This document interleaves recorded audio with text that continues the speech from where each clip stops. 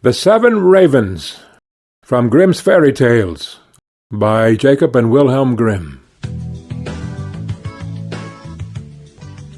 Επιμέλεια Γιώργος Πιτροπογιαννάκης. There once was a man who had 7 sons, and last of all 1 daughter. Although the little girl was very pretty, she was so weak and small that they thought she could not live, but they said she should at once be christened. So the father sent one of his sons in haste to the spring to get some water, but the other 6 ran with him. Each wanted to be first at drawing the water, and so they were in such a hurry that all their pitchers fell into the well, and they stood very foolishly looking at one another, and did not know what to do, for no one dared go home. In the meantime the father was uneasy, and could not tell what made the young man stay so long. "Surely," said he, "the whole 7 must have forgotten themselves over some game of play." And when he had waited still longer, and they yet did not come, he flew into a rage, and wished them all turned into ravens. Scarcely had he spoken these words, when he heard a croaking over his head, and looked up and saw 7 ravens as black as coal flying round and round. Sorry as he was to see his wish so fulfilled, he did not know how what was done could be undone, and comforted himself as well as he could for the loss of his 7 sons with his dear little daughter, who soon became stronger and every day more beautiful. For a long time she did not know that she had ever had any brothers, for her father and mother took care not to speak of them before her. But on one day, by chance, she heard the people about her speak of them. "Yes," said they, "she is beautiful indeed, but still 'tis a pity that her brothers should have been lost for her sake." Then she was much grieved, and went to her father and mother, and asked if she had any brothers, and what had become of them. So they dared no longer hide the truth from her, but said it was all the will of heaven, and that her birth was only the innocent cause of it. But the little girl mourned sadly about it every day, and thought herself bound to do all she could to bring her brothers back. And she had neither rest nor ease, till at length one day she stole away, and set out into the wide world to find her brothers, wherever they might be, and free them, whatever it might cost her.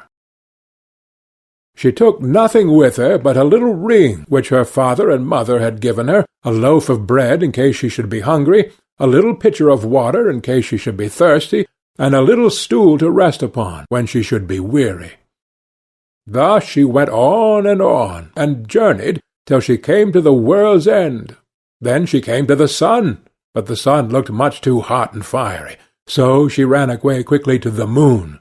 But the moon was cold and chilly, and said, "I smell flesh and blood this way." So she took herself away in a hurry, and came to the stars, and the stars were friendly and kind to her, and each star sat upon his own little stool. But the morning star rose up and gave her a little piece of wood, and said, "If you have not this little piece of wood, you cannot unlock the castle that stands on the glass mountain, and there your brothers live." The little girl took the piece of wood, rolled it up in a little cloth, and went on again, until she came to the glass mountain, and found the door shut.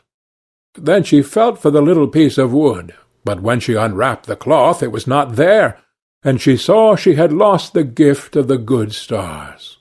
What was to be done?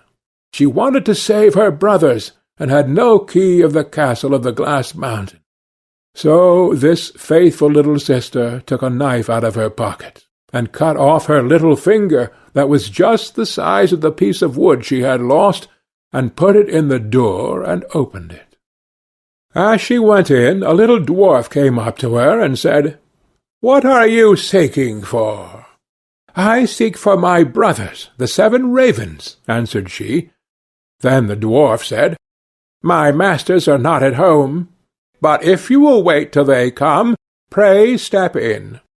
Now the little dwarf was getting their dinner ready, and he brought their food upon 7 little plates, and their drink in 7 little glasses, and set them upon the table, and out of each little plate their sister ate a small piece, and out of each little glass she drank a small drop. But she let the ring that she had brought with her fall into the last glass. On a sudden she heard a fluttering and croaking in the air, and the dwarf said, "Here come my masters." When they came in, they wanted to eat and drink, and looked for their little plates and glasses.